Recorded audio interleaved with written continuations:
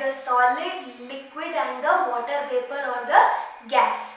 So let us now discuss how these forms are related to each other. These three forms of water are interchangeable. Now what do you mean by interchangeable? One form can take another form. Another form can take another form, right? Interchangeable means they can be reversed. One can become the other and the other can be the other. Okay, how is this possible? We will see. So the process of water changing into vapor is called, evaporation. How does this take place? It takes place on heating. I will show you how. So first, whenever your mom is making some tea or cooking or she's boiling some water, you can see the steam go up. When the water starts to boil, the water is, you can see the steam go up. That is, what is happening there?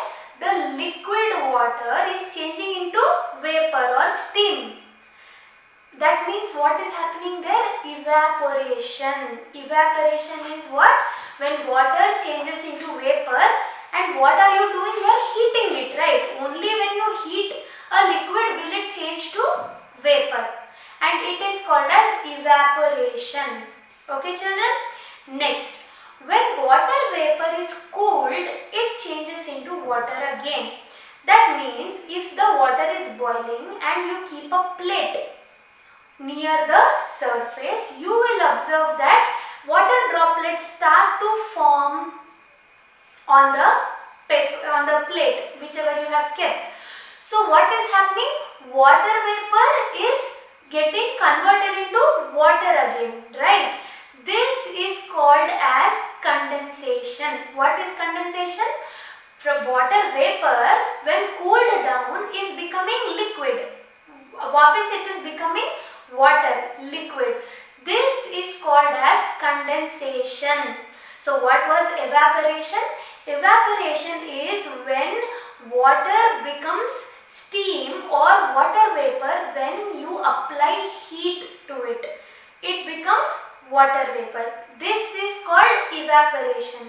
Whereas condensation is when the water vapor is cooled down, it becomes to liquid water again. This is called the condensation. So many salts dissolve in water. Therefore, water is also called a good solvent. Many salts, like you can take the table salt or the cooking salt and mix it in water. After some time, you will observe that the salt has completely disappeared. It has not disappeared, we say it has dissolved.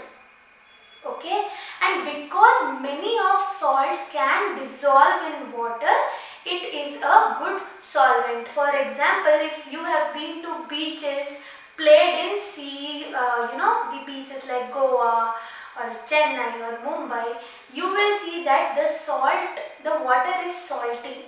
Are you able to see the salt? No, you are only able to see the blue sea. But where is the salt then? It is actually dissolved in the water. So by mistake, if some water, you taste the water, you will feel it is extremely salty. But are you able to see that salt?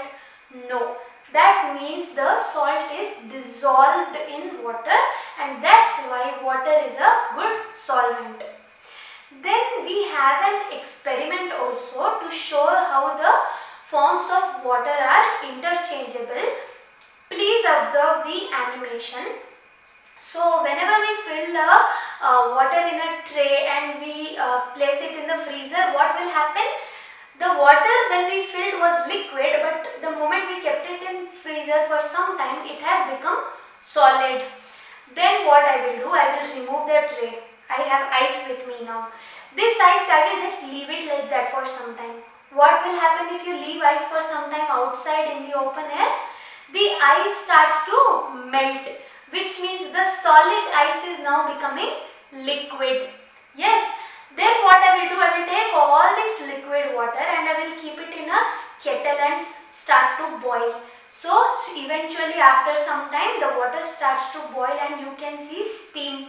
What is happening now? The liquid water is becoming steam. That means again the form of water has changed from liquid to vapor, which is called evaporation.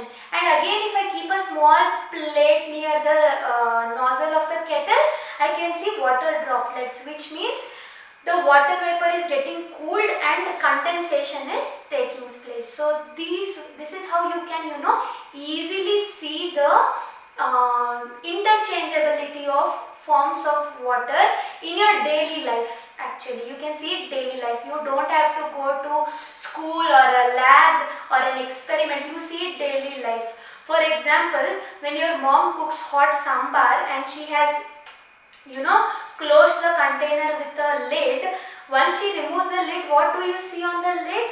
You see droplets of water, right? That means the steam which was present in the sambar got cooled down and it became again the water by condensation. So you can apply all these things in your real life. Now let me tell you what is water cycle.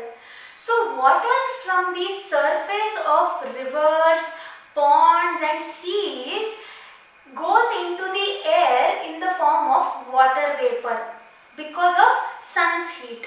For example, in kitchen we have a gas, we light up the stove, then keep the water to boil. That's how the water is getting heated.